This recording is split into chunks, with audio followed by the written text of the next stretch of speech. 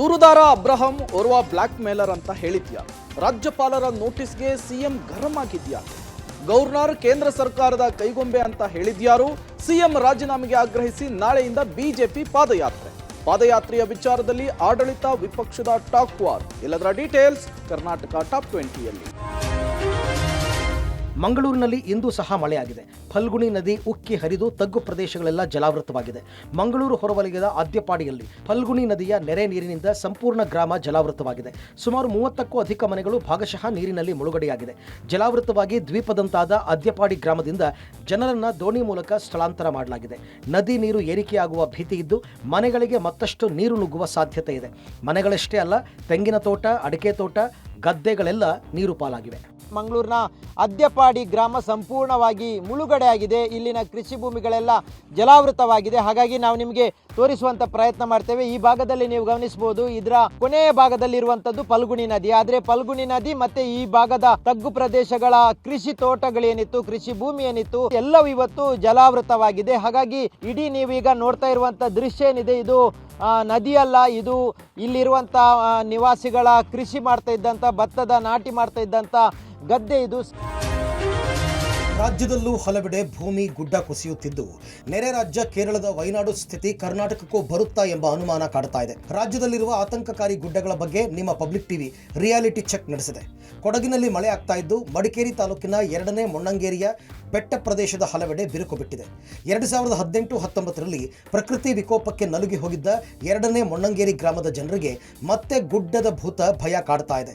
ಅಲ್ಲದೆ ಮಡಿಕೇರಿ ತಾಲೂಕಿನ ಕರ್ತೋಜಿ ಗ್ರಾಮದಲ್ಲಿ ಇರುವ ಬೆಟ್ಟ ಕುಸಿಯುವ ಹಂತಕ್ಕೆ ತಲುಪಿದೆ. ಇದರ ಪರಿಣಾಮವಾಗಿ ರಾಷ್ಟ್ರೀಯ ಹೆದ್ದಾರಿಯಾದ ಮಾಣಿ ಹಾಗೂ ಮೈಸೂರು ರಸ್ತೆ ದಿನನಿತ್ಯ ಉಬ್ಬುತ್ತಿದೆ.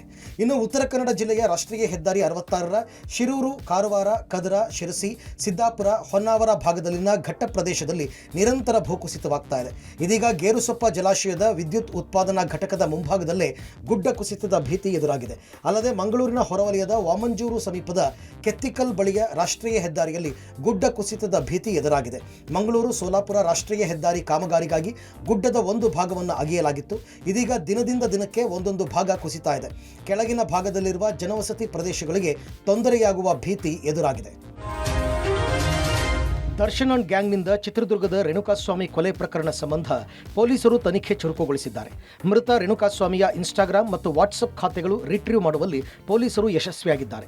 2 ಖಾತೆಗಳ ರಿಟ್ರೀವ್ ಮಾಡಿ ಪೆನ್ ಡ್ರೈವ್ನಲ್ಲಿ ಸೇವ್ ಮಾಡಿಕೊಳ್ಳಲಾಗಿದೆ. ಪವಿತ್ರ ಗೌಡಗೆ ಎಷ್ಟು ದಿವಸದಿಂದ ರೇಣುಕಾಸ್ವಾಮಿ ಮೆಸೇಜ್ ಮಾಡ್ತಾ ಇದ್ದ?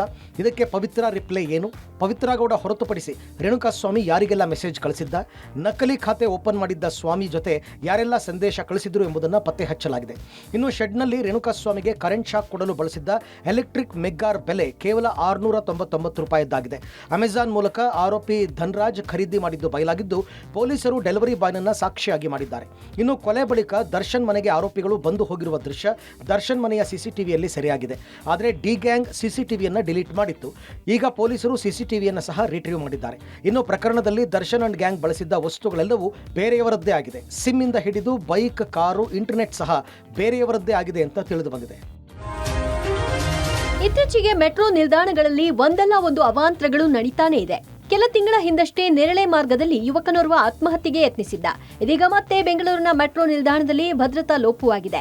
ಬೈಯಪ್ಪನಹಳ್ಳಿ ರೈಲ್ವೆ ನಿಲ್ದಾಣದಲ್ಲಿ ನಿನ್ನೆ ರಾತ್ರಿ 9 ಗಂಟೆ ವೇಳೆಗೆ 4 ವರ್ಷದ ಮಗುವೊಂದು ಆಟವಾಡುತ್ತಾ ಟ್ರ್ಯಾಕ್ಗೆ ಜಿಗಿದಿದೆ.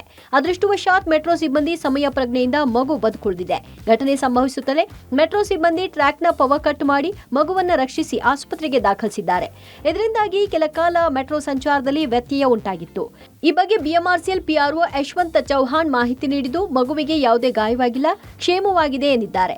ಏನೇ ಆದರೂ ಮಕ್ಕಳ ಜೊತೆ ಮೆಟ್ರೋದಲ್ಲಿ ಸಂಚರಿಸುವಾಗ ಹೆಚ್ಚಿನ ಎಚ್ಚರಿಕೆಯಲ್ಲಿ ಪೋಷಕರಿರಬೇಕಾಗಿದೆ.